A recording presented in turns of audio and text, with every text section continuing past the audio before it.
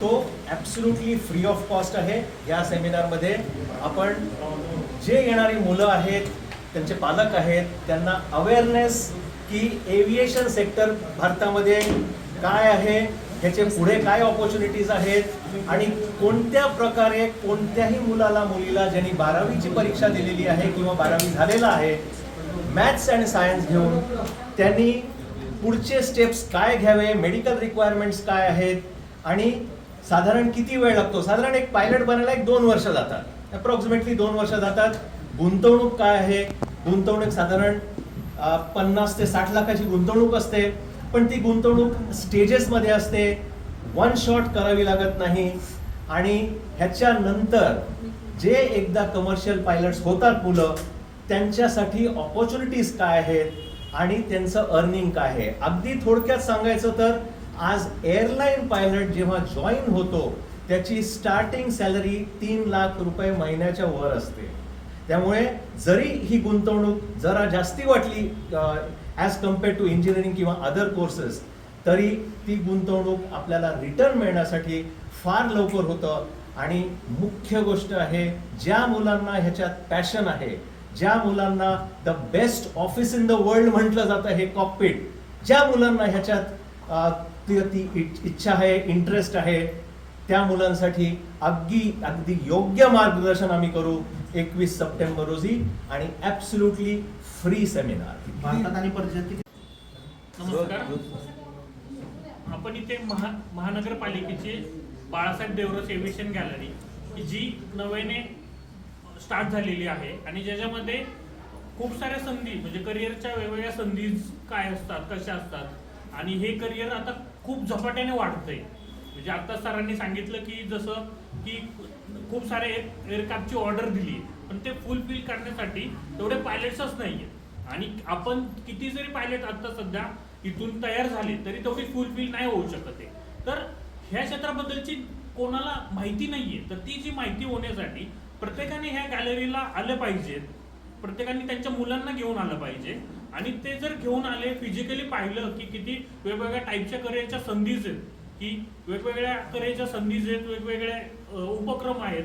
आणि इथं पण आपण की अगदी विमान कसं बनवायचं त्याच्यापासून की वेगवेगळ्या की स्पेसमध्ये ज्या संधी असतील, स्पेस एअरक्राफ्ट त्याबद्दलचे वेगवेगळे वर्कशॉप, अशा खूप साऱ्या ऍक्टिव्हिटी आणि वेगवेगळे सेमिनार तिथं चालू असतात.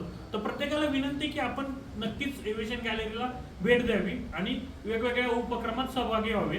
तसंच कॉलेजनी किंवा शाळांनी त्यांच्या मुलांना इथं भेट द्यावी, की त्यांची एज्युकेशनल टूर्स इथं काढावीत.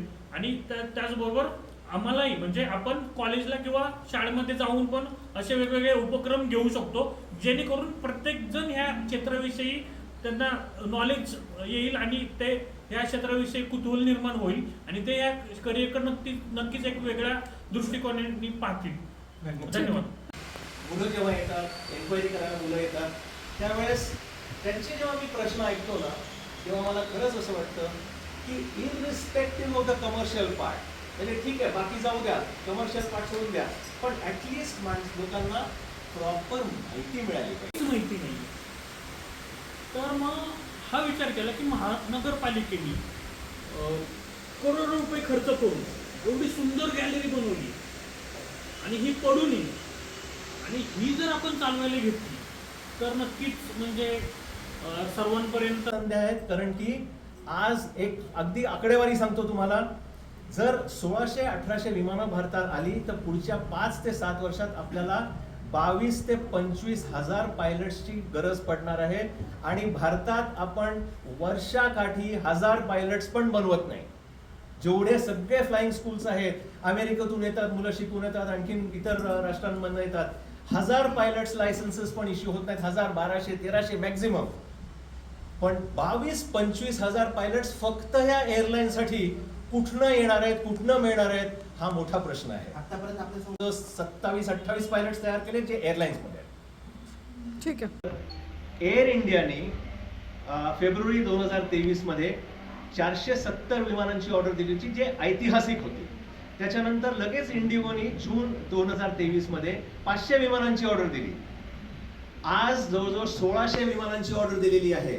म्हणजे ह्या सगळ्या एअरलाईन्स आहेत, ह्यांना पुढे खूप स्कोप याच्यात दिसतो आहे. आणि सगळ्यात मोठी गोष्ट आहे चार्टर इंडस्ट्री. भारतामध्ये चार्टर इंडस्ट्री आज फार कमी प्रमाणात आहे, हार्डली 200-250 विमानं आहेत. पण ही चार्टर इंडस्ट्री पुढच्या 5 ते 10 वर्षामध्ये एवढी मोठी होणार आहे की कदाचित आपल्या ज्या एअरलाईन्स आहेत तेवढे, ज्यांना एअरलाईन्सचे जेवढे पायलट्स लागतील कदाचित चार्टर इंडस्ट्रीमध्ये पण तेवढेच लागणार आहेत. त्यामुळे हे एक मोठा भाग आहे.